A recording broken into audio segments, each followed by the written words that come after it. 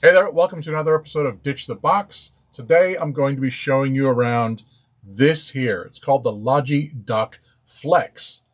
Uh, Coincidentally, it's actually in the shot next to the Logi Dock.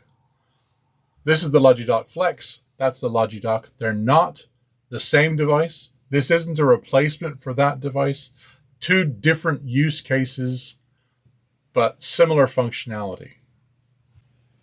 The Logi Dock is a docking station with big speakers, built-in microphones, and controls across the top. So one touch join into a meeting, you can mute your microphone, turn off your camera, that sort of thing. The Logi Dock Flex is also a docking station.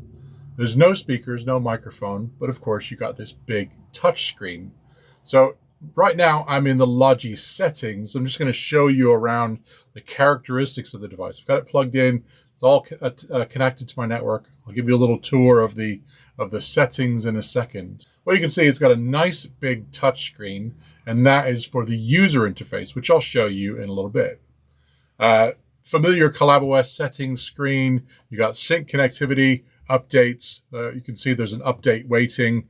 You've got some screen information, the network information, the peripherals, if there were any peripherals attached to this. Of course, you've got additional settings and about.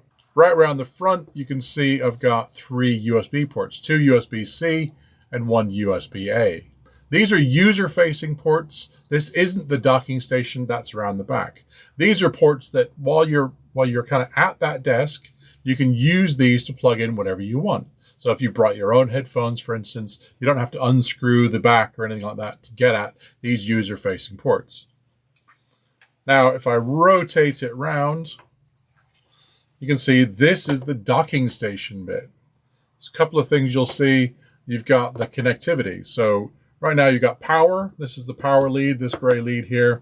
This is the user end, kind of the user pluggable cable. So it's purple in this end and a little white thing with a magnetic retaining bolt there. So if you got a little magnetic thing on the desk, you can stick it down so it's always accessible. So you got HDMI and display ports, so you can have dual screen connectivity, 2 USB-A ports, another USB-C port, and Ethernet.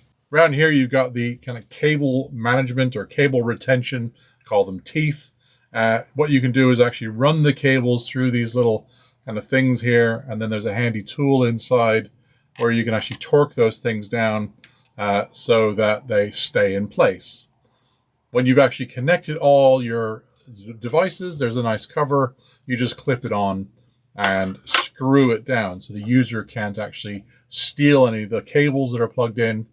The idea is you fix it to a desk. You connect all the devices that you want to, whether it's a mouse and keyboard, 1 or 2 screens, for instance. Of course, you've also got the Ethernet connectivity. So once you've got everything plugged in, including Ethernet, this user-facing cable plugs into the laptop. It will charge the laptop, providing up to 100 watts of power. It also connects them to the Ethernet because that is connected to your LAN. And of course, it connects you to all the peripherals that are plugged in to the docking station.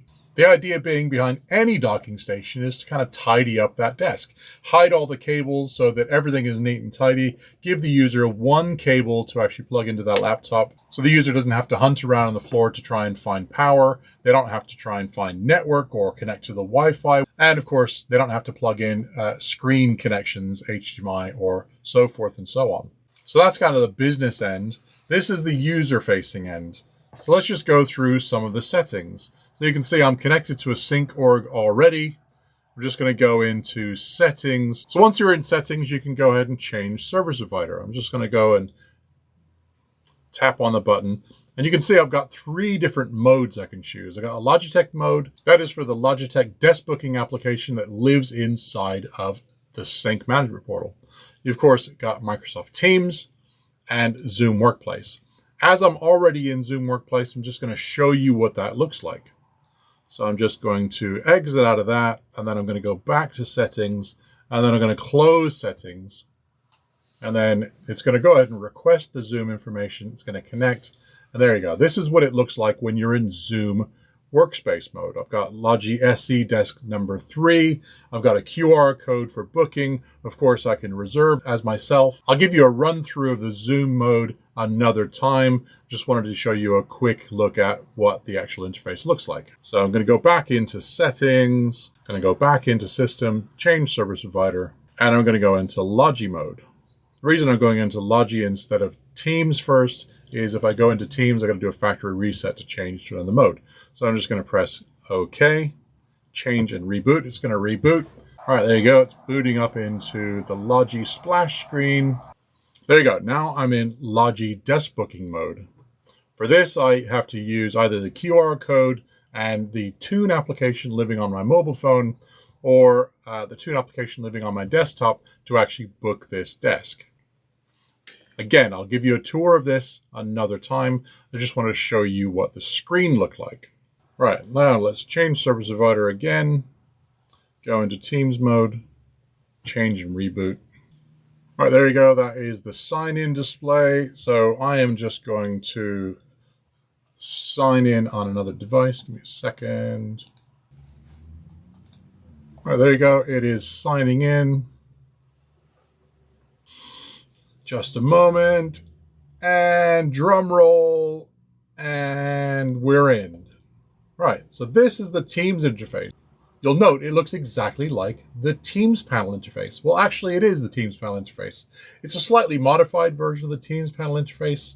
A couple of little things on the back end that you probably won't even notice, but it is the Teams panel interface. The idea being, if you want to book a room or a desk, you do it exactly the same way. You use Outlook, you do the room or desk finder, and you book that room or that desk. If it's a room, you've got the Teams panel on the outside of the door that signifies that is your room. It invites the actual meeting room equipment, if you like. You can go in and have that one-touch join.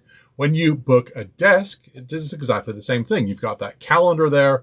It'll show that it's your calendar for the day. And when you come in and plug in, it automatically checks you in and away you go. If you haven't booked it ahead of time using Outlook or your mobile or whatever, you can come up and you can see the desk is free, of course, from the calendar. You can book it using the QR code just like you can a room.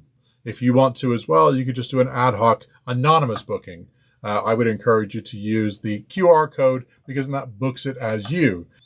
And then, of course, any reporting or anything like that to show how occupied these things are, who uses them and when and all that kind of stuff will follow the user.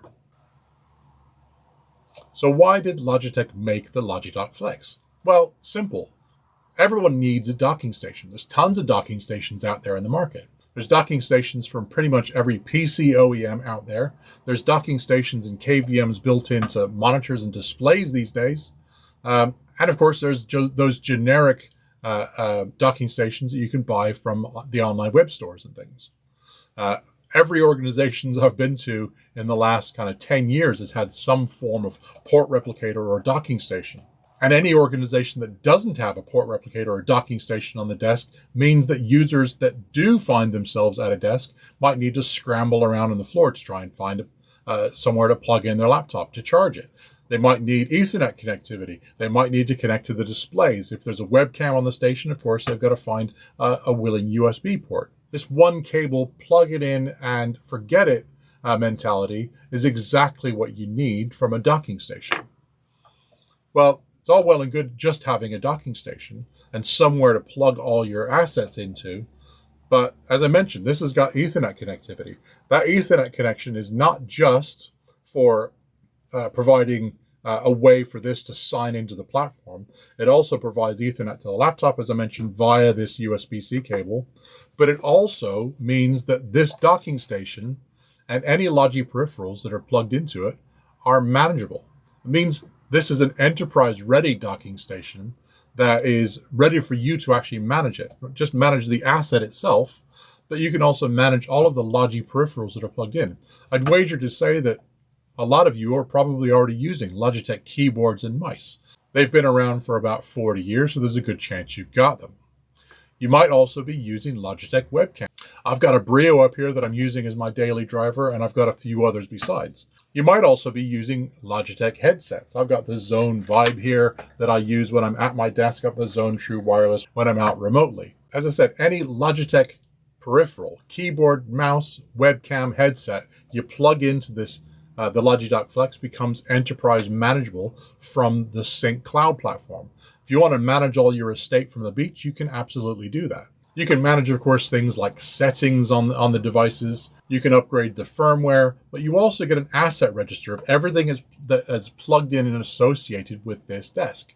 If something breaks, something goes walkies, unlikely with the cable management that's built in, but if something goes missing or something breaks, it means you've got an alert that you can actually go and remediate that desk, and it makes that desk serviceable for the next time somebody wants to use it.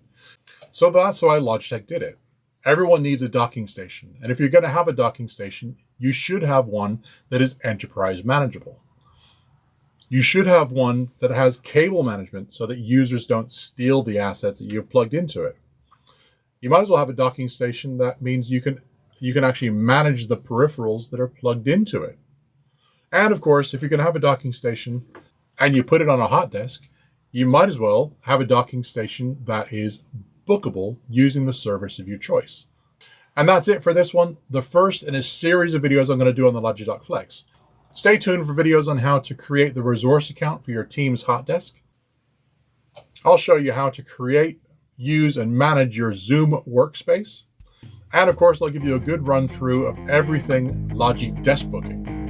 If this has been useful, then go ahead and give it a like. And if this is up your street and you want to see more, then hit that subscribe button. Thanks for watching, and I'll catch you in the next one.